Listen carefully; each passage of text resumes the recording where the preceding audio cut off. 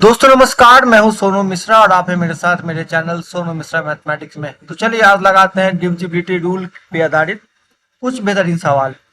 5 सवाल आज मैं इस वीडियो में आपको बताने जा रहा हूं, तो लगातार मेरे साथ बने रहिएगा, अच्छे से समझिएगा और एक कॉपी कलम लेके बैठिएगा ताकि जो बातें मैं आपको बताऊं आप अच्छे से नोट कर पाए।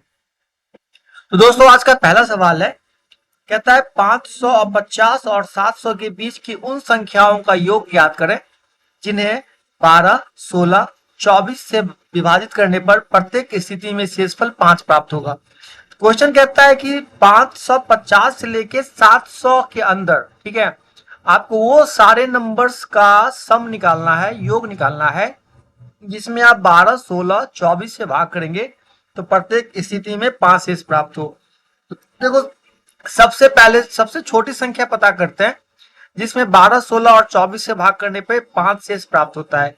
तो वो संख्या क्या होगा, आप इसका एलसीएम निकालोगे तो ये 48 आएगा और 48 में 5 जोड़िएगा, ठीक है। ये सबसे छोटी संख्या होगी। लेकिन आप वो कहता है कि आपको इसी प्रकार की संख्या चाहिए, लेकिन 550 के आगे की चाहिए और 700 के पहले की चाहिए। तो आप क्या करोगे, 48 के मल्टीपल में वो संख्या ढूंढोगे, ठीक है। 48 के मल्टीपल में वो संख्या ढूंढना है जो 550 के आगे हो, ठीक है, जो 550 के आगे हो। तो 48 को अगर आप 10 से मल्टीप्लाई करोगे तो 480 आएगा, ठीक है। 48 को अगर आप 11 से मल्टीप्लाई करोगे तो 8 8 4 12 का तो हासिल एक 528 आएगा। लेकिन आपको 550 के बाद की चाहिए। तो 528 के बाद, अब देखो 528 के बाद अगर आप इसमें 48 जोड़ते हो, मतलब 48 को 12 से गुना करते हो तो 8 और 16 का 6, हासिल एक 4 2 6 1 7 और एक ये 576।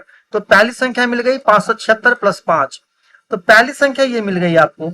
अब इसे 48 ऐड करके देख लो, ठीक है, तो कितना आएगा, 814 का 4, हासिल एक 7 4 11 1 12 का 2, हासिल एक 5 1 6, ये भी संख्या होगा प्लस 5।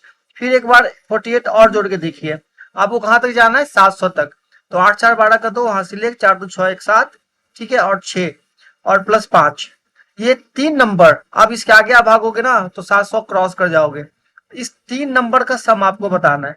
तो अब तीनों नंबर को जोड़ के देखो कितना आता है, 6 4 10, 2 12 का 2, हाथ से बचा 1, फिर बचा 7 2 9, है ना, 7 2 9 और 9 7 16 और एक हासिल एक 17, 17 का 7, हाथ से बचा कितना, 1। अब बच गया कितना, 5 5 1 6, 6 6 12, 12 6 18, 1872 ये आ गया। और 3 बार 5, 5 दिया 15। अब सबको जोड़ दीजिए, 5 2 7, 7 1 8, 8 और 1 1887। ऑप्शन नंबर बी ये हो गया जी आपका आंसर। ऐसे क्वेश्चन को आपको ऐसे ही सॉल्व करना पड़ेगा। चलिए, अब उम्मीद करता हूं आपने ये नोट कर लिया होगा। अब क्वेश्चन नंबर 2 की बारी। क्वेश्चन कहता है यदि संख्या 6633 पी 132 द्वारा विभाज्य है तो पी का मान बताइए, ठीक है। चलिए अब हम जगह बना लेते हैं, इन सब चीजों को मिटा देते हैं। उम्मीद करता हूं आप अच्छे से समझ गए और आपने नोट भी कर लिया। अब क्वेश्चन को ध्यान से देखिए, कहता है कि ये जो नंबर है ना 633633 पी 132 से विभाज्य है। तो 132 से विभाजित होने का मतलब कि ये संख्या 12 गुने 11, ठीक है, ये 12 से भी डिवाइड होगा और 11 से भी डिवाइड होगा। और 12 से डिवाइड होने का मतलब है कि ये 3 से भी डिवाइड होगा और 4 से भी डिवाइड होगा, ठीक है। और 4 से डिवाइड होने का मतलब है कि आखिरी 2 अंक 4 से डिवाइड होना चाहिए। और इस कंडीशन में अगर हम पी का मान देखते हैं तो हमारे लिए सुटेबल बैठता है 2 और 6। लेकिन अब ये शर्त यहाँ 11 से भी क्या होना चाहिए, डिवाइड होना चाहिए। तो उसके लिए हम क्या करेंगे, 11 का विभाज्यता का नियम चेक करेंगे। अब तो हमारा आंसर फिक्स हो गया कि या तो आंसर हमारा 2 होगा या तो 6 होगा। किसके हिसाब से, 4 के अकॉर्डिंग। तो 4 के विभाज्यता के हिसाब से मामला सेट हो चुका है। अब 11 के रूल के हिसाब से चेक करेंगे। तो 11 का रूल क्या कहता है कि सम स्थान पे जो संख्या है उसको और विषम स्थान पे जो संख्या है उसको जोड़ के दोनों का अंतर देखेंगे, या तो 0 होना चाहिए या 11 का मल्टीपल। तो देखिए भाई, 6 3 9, 9 6 15, 15 3 18, 18 आ गया। अब इधर कितना आ गया भाई, 3 6 9, 9 3 12, 12 प्लस पी। अब 12 प्लस पी, अब पी का मान क्या यहाँ दे दें कि कि दोनों का डिफरेंस 0 आ जाए, तो p का मान आप 6 दीजिएगा, तब 18 मिल जाएगा, डिफरेंस 0 हो जाएगा। मतलब आपका आंसर d बराबर 6 होगा, ना कि p बराबर 6 होगा, ना कि 2 होगा। ठीक है, चलिए अब क्वेश्चन नंबर 3 की बारी। तीसरा क्वेश्चन क्या कहता है, जरा ध्यान से देखिए।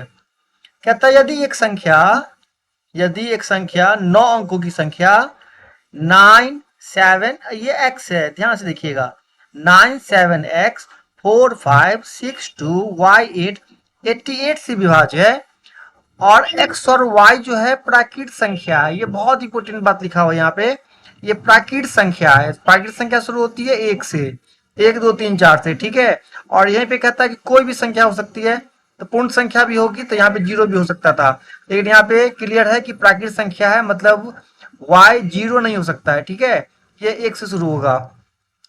अब कहता है कि y के सबसे छोटे मान के लिए, ठीक है, x square plus y square का मान क्या होगा। देखो अब तो ये क्लियर हो गया कि y 0 नहीं हो सकता है।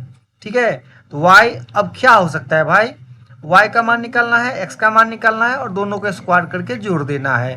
देखिए सबसे पहले क्या करेंगे, ये संख्या किससे विभाजित होना चाहिए, 88 से।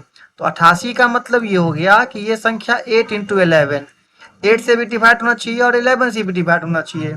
और 8 से विभाजता का नियम क्या है कि लास्ट का 3 अंक 8 से डिवाइड होना चाहिए। तो इस कंडीशन में देखोगे, अगर y का मान आप 0 दोगे ना, तो भी ये 8 से कट जाएगा, और 4 दोगे तो भी 8 से कट जाएगा। तो 0 तो हमको लेना ही नहीं है, क्योंकि ये प्राकृत संख्या कहता है। तो हमको y बराबर 4 रखना पड़ेगा, क्योंकि 4 सबसे छोटी संख्या है, जिसको यहाँ पे आप रखोगे y की जगह, तो ये 8 से विभाजित हो जाएगा। ठीक है, तो y का मान हमको मिल चुका है भाई, कितना, 4। अब बारी है भाई x की। अब x मिल जाए तो हमारा आंसर आसानी से निकल जाएगा।